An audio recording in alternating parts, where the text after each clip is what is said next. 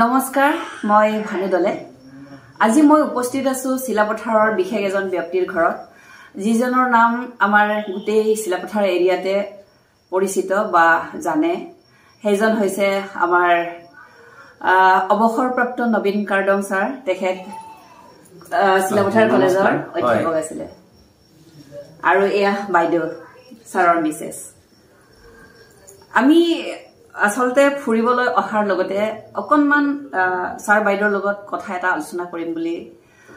আজি বহিছো আৰু কথাটো হৈছে মই জানিছিলো যে বাইদেউৰ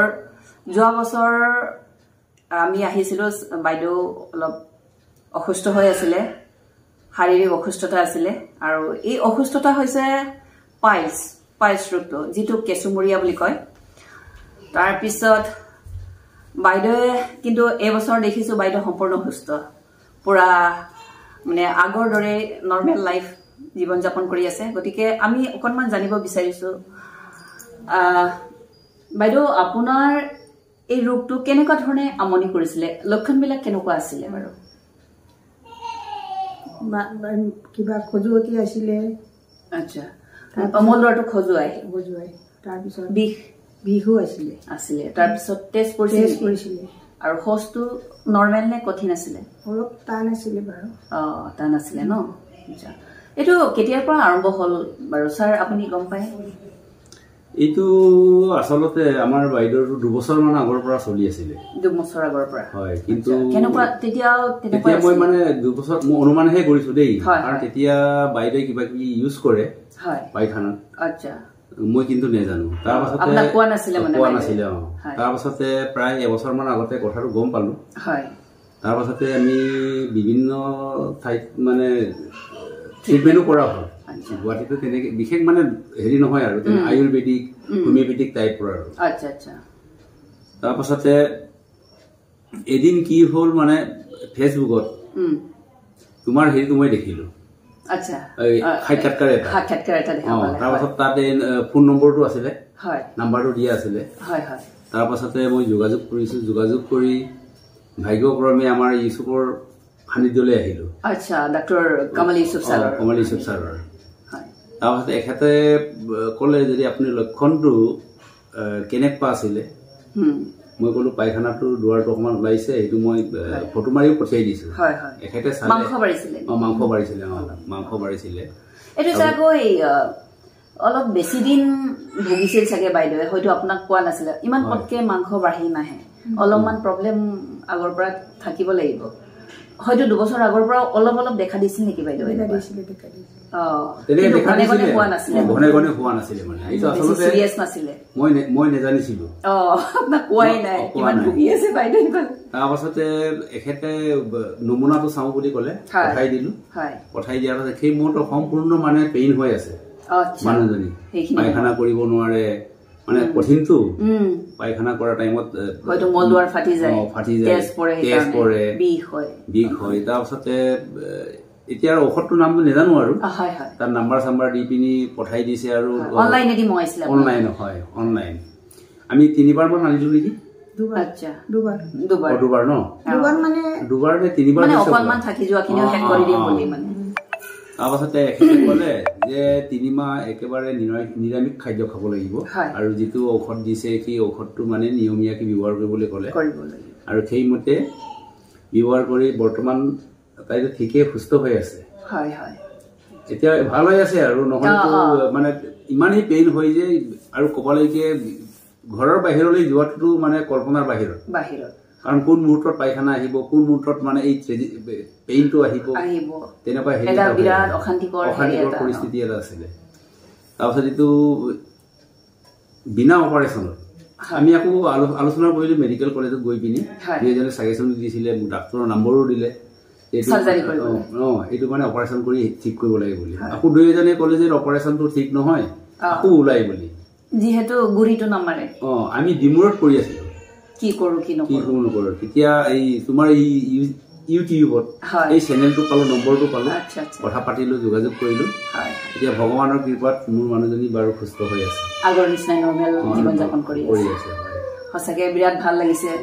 আৰু মোৰো ভাল লাগিছে মোৰ ভিডিঅ' চাই পেলাই আৰু ৰাইজে এনেকে উপকৃত হওক বুলিয়ে আমি দিওঁ আচলতে যিহেতু বহুত মানুহ বাইদেউৰ নিচিনা ভুগি আছে এতিয়াও ভুগি আছে বহুতে ট্ৰিটমেণ্ট কৰি হাইৰাণ হৈ গৈছে কিছুমান হতাশ নিৰাশ হৈ গৈছে কিন্তু বহুতে তেনেকৈ এই ভিডিঅ' চাই পেলাই আহি বহুতে ভালো পাইছে আৰু ভাল পোৱা মানুহবিলাকে আৰু এজনক পঠায় সিজনেও এজনক আৰু কম খৰচত আৰু কথা এটা সুধো ছাৰ আপোনালোকে আগতেওতো ট্ৰিটমেণ্ট কৰিছিলে ডক্টৰ ইউছুফৰ তাত ট্ৰিটমেণ্ট কৰা আগতে হয় সেইটো ট্ৰিটমেণ্ট আৰু ডক্টৰ ইউছুফৰ ট্ৰিটমেণ্টৰ মাজত আপোনালোকে কোনখিনি পাৰ্থক্য দেখা পালে বাৰু পাৰ্থক্য মানে আগৰটো মানে আয়ুৰ্বেদিকে আছিলে এই চিষ্টেমটো মানে যিটো টেকনিক মানে চিকিৎসাৰ যিটো টেকনিক এইটো অকণমান কঠিন আছিলে আৰু তাৰ পৰা মানে একো ফলপ্ৰসূ নহ'ল আচ্ছা কঠিন হোৱাৰ পিছতো তাৰ পৰা নহ'ল তাৰপাছতে ভাগ্যক্ৰমে আমি তোমাৰ যে হেৰিটো পালোঁ ইউটিউবত যে ভিডিঅ'টো পালোঁ তাৰ পৰা আমি ডক্টৰ ইউছুফৰ মানে সান্নিধ্যলৈ আহিলোঁ সি তেখেতক যোগাযোগ কৰাৰ পাছতে গোটেই অনলাইন চিষ্টেম অনলাইনত জাষ্ট মই টকাটো পঠাই দিছোঁ সি আজি পঠাই দিলে আজি ৰাতিয়েই সেইটো পাৰ্চেলটো